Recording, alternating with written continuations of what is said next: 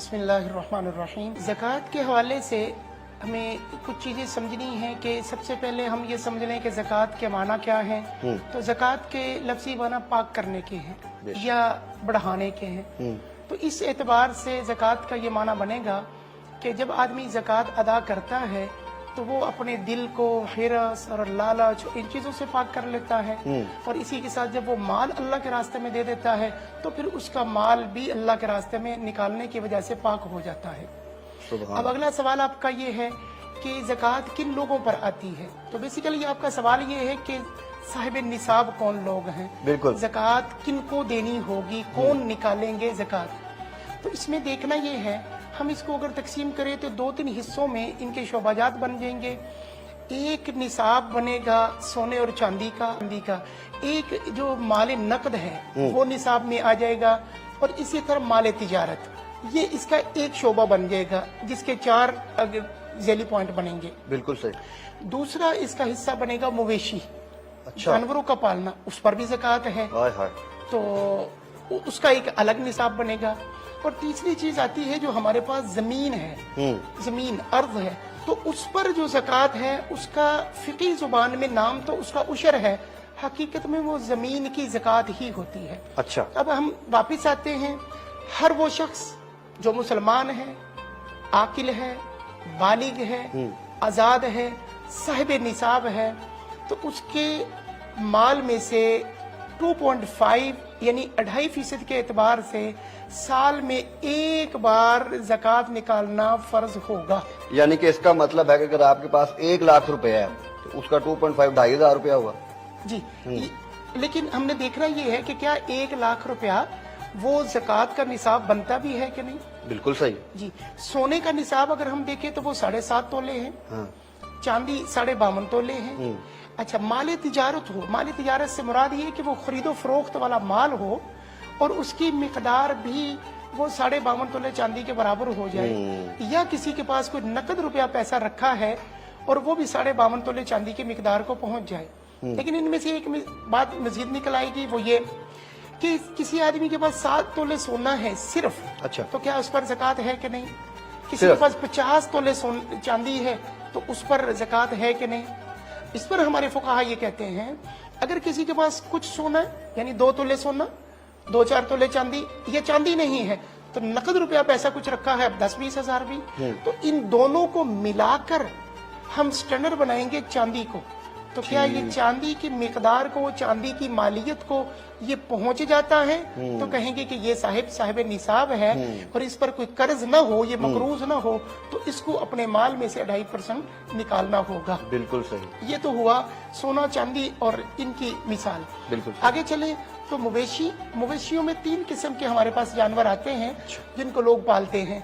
उसमें ऊंट है, गाय बैल भैंस है, और भेड़ बकरी जो है, ये दोनों का एक खानदान है, और गाय भैंस का एक खानदान है, और ऊंट का अलग से खानदान है।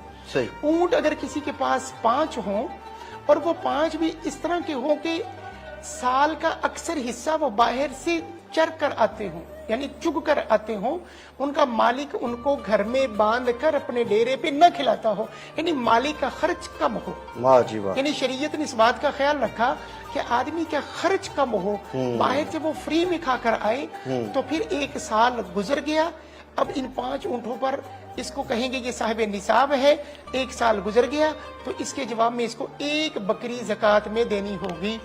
10 ऊंटों पर 2 बकरियां, 15 पर 3, 20 पर 4, 25 पर आगे फिर आगे चलकर। अच्छा साहब, एक यहाँ पे मैं एक सवाल आपसे ये करना चाहूंगा, क्या वो ऊंट उस मालिक को फायदा भी पहुंचाते होंगे, सामान एक जगह से दूसरी जगह ले जाने के लिए, या उसमें से कोई उसकी एक ऊंट नहीं है वो दूध देती हो, उसका दूध बेचता हो, या कि सिर्फ उसने ऊंट पालने के लिए बस रखे हो।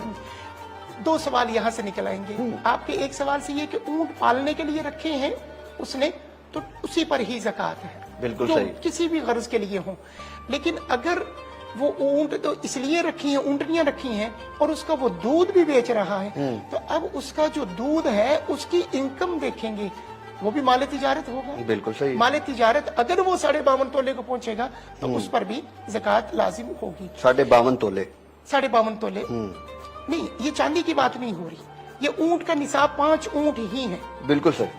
لیکن اگر وہ مال تجارت ہے، خرید و فروخت والا ہے، تو پھر وہ 52.5 تولے ٹھیک، چاندی کی مقدار کو درست، اسی طرح گائے بھینس ہے تو وہ 30 ہوں، ٹھیک ہے، 30 اور 6 ماہ سے زیادہ ٹائم باہر چک کر آئیں، ان کو ہم فقہی زبان میں سائمہ سین کے ساتھ سائمہ جانور جو 6 ماہ سے زیادہ ٹائم باہر سے چک کر آتا ہو، اس کا مالک اسے باندھ کر بہت کم کھلاتا ہو، تو 30 گائے بھینس ہو جائیں یا خالی بھینس ہو جائیں یا خالی گائے ہو جائیں، یہ نر ہو جائے یہ مادہ ہو جائے، کچھ بھی 30 کا عدد ہے، اس میں چھوٹے بڑے ملا کر، تو اس پر 1 سال کا جو گائے یا بھینس کا بچہ ہوگا، جس کو طبیعن یا طبیعتن کہتے ہیں فقہی زبان میں، وہ دینا ہوگا، پھر اس طرح 45 پر جا کر وہ 2 سال کا ہو جائے گا، بالکل صحیح، یہ سلسلہ اس گائے بھینس کا ہوگا۔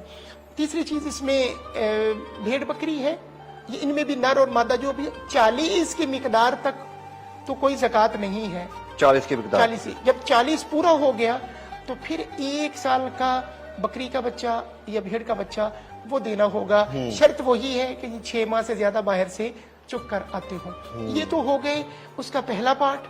اب دوسری طرف چلتے ہیں کہ جانوروں کا بھی ہو گیا، تو تیسرا زمین کی طرف۔ زمین ہمارے پاس 2 قسم کی ہوتی ہے، عشری زمین جس کو کہتے ہیں، یا تو وہ زمین ہے کہ جس کو اس کا زمین کا مالک ٹیوبل کے ذریعے، نہر کے ذریعے یا پیٹر وغیرہ کے ذریعے خرچ کر کے اس کو سیراب کرتا ہے۔ بالکل صحیح۔ دوسری زمین وہ ہے کہ جس کو مالک صرف ہل چلاتا ہے، بیج ڈالتا ہے، بارش اور پانی کا سارا انتظام اللہ رب العزت فرما دیتے ہیں، جس کو سیرابی زمین کہتے ہیں ہم، یعنی جس کو مالک خود سیراب کر رہا ہے نہروں کے ذریعے، اس میں عشر ہے۔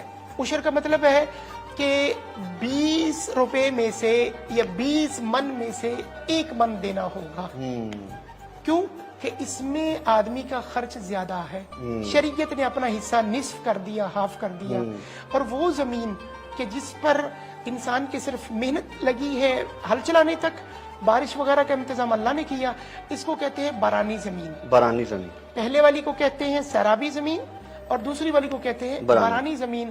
لیکن اس میں اصول یہ ہے کہ 10 من گندم میں سے 1 من گندم دینا ہوگی، 10 کلو میں سے 1 کلو دینا ہوگا، یعنی خرچہ کم ہے تو شریعت حصہ زیادہ لے گی، اگر بندے کا خرچہ زیادہ ہے تو شریعت اپنا حصہ کم لے گی۔